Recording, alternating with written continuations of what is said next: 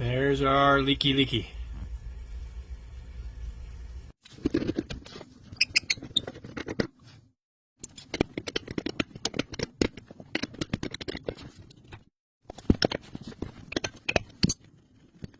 So our elbow is leaking at the slip joint right here, so there's an O-ring in there, so we'll just put a new one on because there's nothing we can do about that.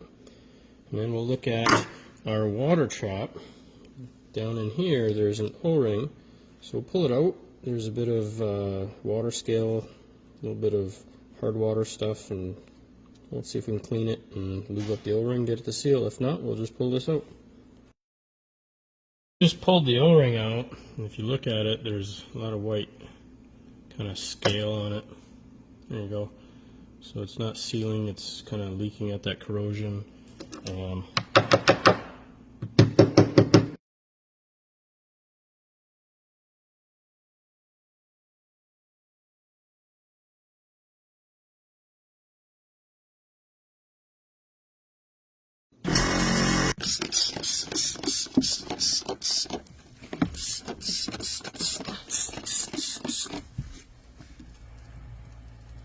There you go, no more bubbles.